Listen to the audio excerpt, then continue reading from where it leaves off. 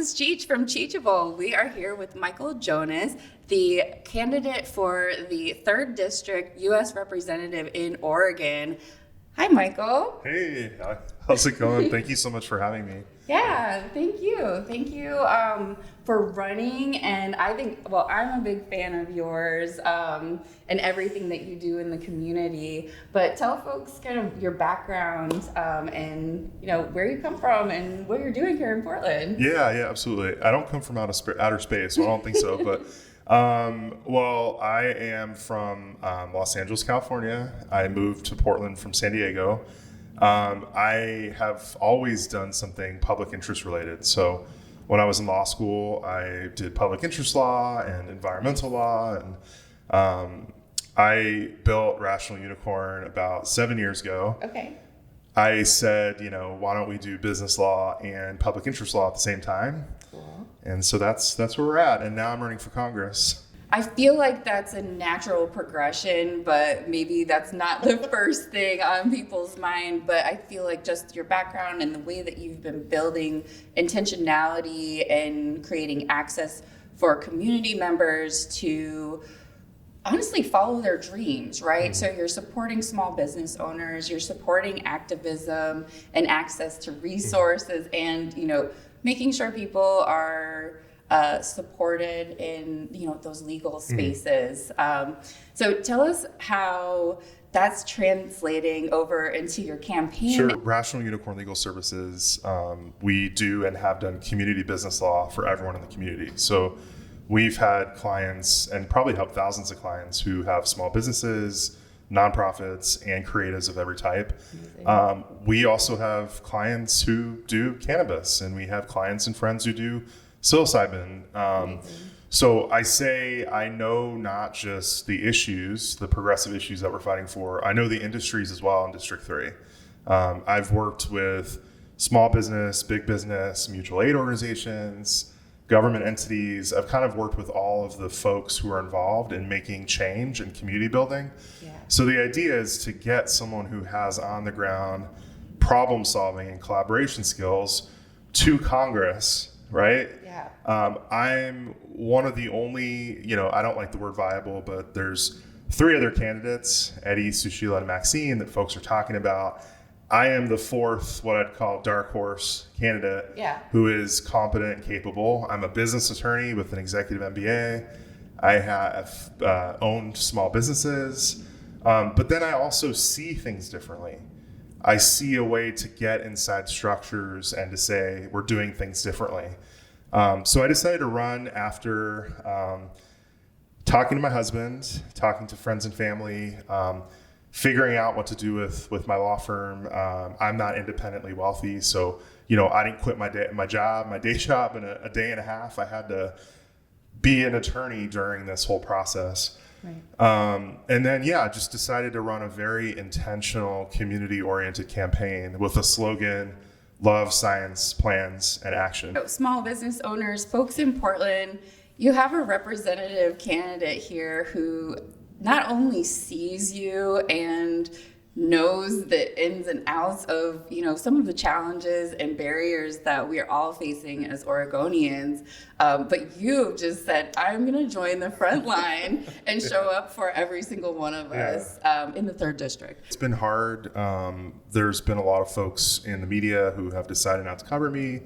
There are folks who have. There's folks who have decided not to have me at candidate forums and things like that. So you asked about highs and lows, and it's sort of been eye-opening, because if I am a business attorney that's involved in the community and on nonprofit boards, and I am told that I'm not viable, or that's the barrier to entry that I'm not meeting, right, what about all the other people in the community who should be involved in politics? And you and I talked about this, that right, we see activism as a way to get involved. And my politics actually comes from advocacy and activism, where we inform policymaking based on what the people need. We don't pretend we know what they need and then tell them what they need.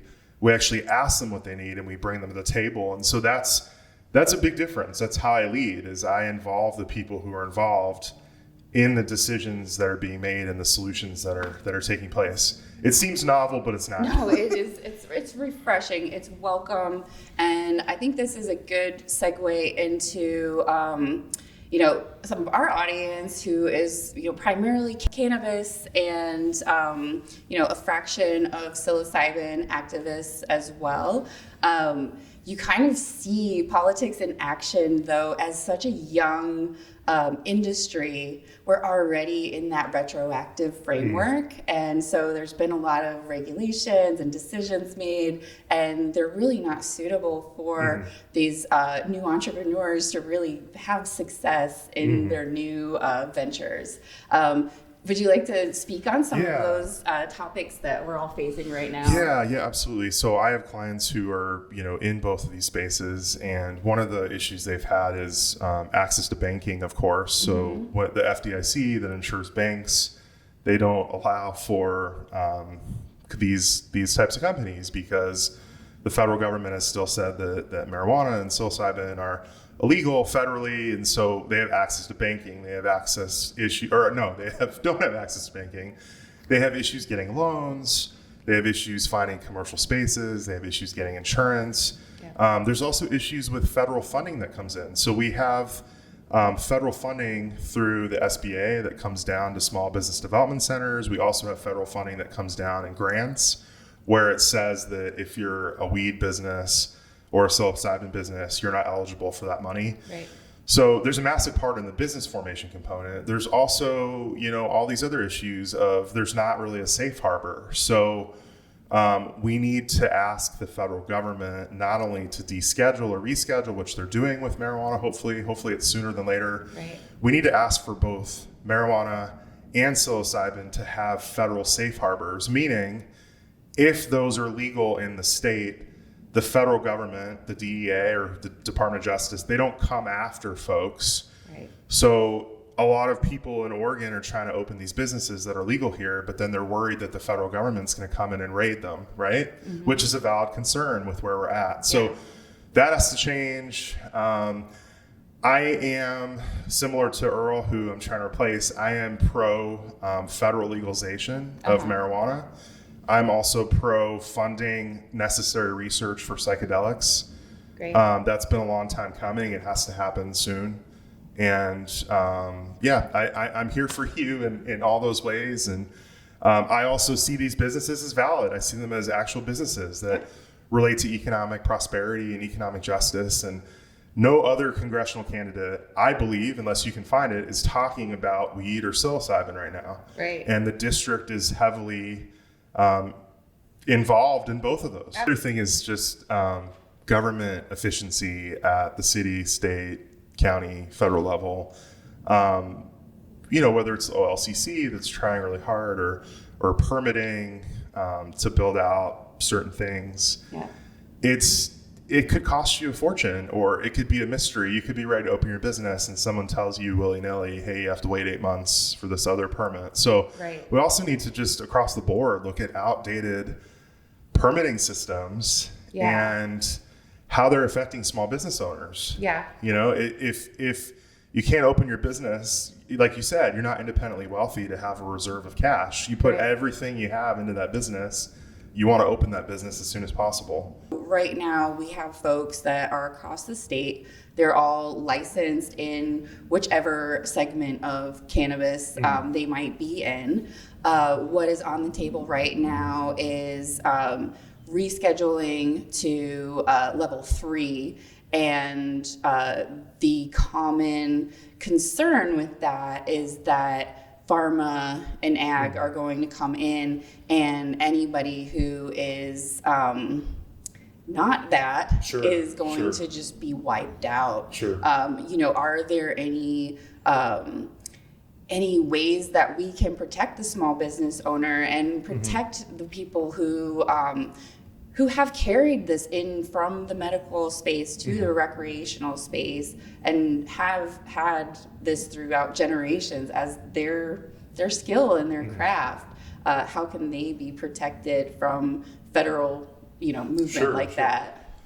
Yeah, no, that's a good question. Well, first I'll tell you one thing is when we elect a congressperson it's not just about who they know or how they're connected or if they're independently wealthy or funded.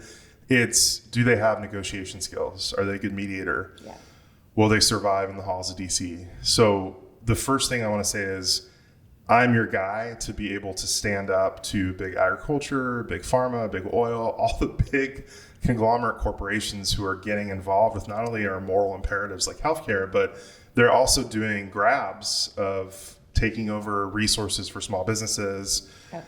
And that's going to happen not just with marijuana. I'm worried about blue chip money. I'm worried about infrastructure money coming down and having these companies grab at it. So I'll tell you that I'm the guy to hold them accountable. I'm a Katie Porter, Elizabeth Warren type of Democrat. You know, I don't let things just happen. Yeah. I'm going to ask tough questions and hold people accountable.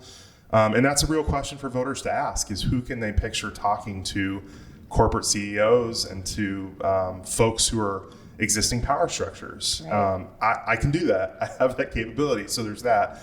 The other thing is, I'm really big on federal money being tied to purpose. So let me tell you an example. One would be, we have affordable housing. We actually say, okay, if you're a real estate developer, you have to prove to us that you work with a community housing organization before you get the federal money. Right. So what we could do is we could make the federalization of marijuana be tied to, you know, certain studies or certain resources. So that relate. We could make it so that in the federal legislation, it says that there are contracting or permitting requirements, or, and I'm not going into all the details, but there's ways to make money contingent and federal laws contingent on best practices. Right. So that's what has to happen, is the lawmaking at the federal level, which I want to be part of, right, which I get that information from the constituents here, and I take it back to the federal government and I say, hey, this law is great, but this law doesn't help any of the small businesses that I know. How do we fix that? What do we add? Yeah. And so that's that activism becoming lawmaking, and that's what's needed. I love it. Thank you so much, Michael. I am really excited for you just campaigning, being able to spread this mission. I think this is refreshing from typical politics and typical campaigns. If you consider yourself apolitical, check out Michael anyway. I think they're doing such cool things. So, you know, this was just a really nice opportunity to introduce you to the Teachable audience, and know that, you know, you have our support. That's wonderful. I just want to say one last thing. One, thank you for doing this. I think it's really great, so people feel like they're part of a community. The other thing, I just want to ask the audience, I am not independently wealthy. I don't have a sister in Congress. I'm not well funded. I need money right now to get a postcard out in the mail to all the voters. You know, if you feel like you can donate, no matter the amount, you can donate up to $3,300 per person. Okay. And it could be anyone in the country. So if you don't have money, who's your wealthy uncle that, you know, loves progressive values and wants to see a pro-cannabis, pro-psychedelic candidate? Get them to donate to the campaign. I would really appreciate that. It'll help me get more leverage here. Great. Well, anything we can do to help, we'll keep on pushing, and we'll definitely make that push. May 21st is the deadline to get your primary votes in if you are registered as a Democrat or a Republican. But I think you have to be registered as a Democrat to have access to you, right? Primaries, yeah, so. That's right. But this election, this seat hasn't been up since 1996. And whoever wins the primary on May 21st is going to win the general. So I need you all to rally behind me, and let's do this. Let's show them that power structures and big money don't win. Community activism wins. Yes, that's excellent. Thank you, Michael. Yeah, absolutely. Thank you for having me.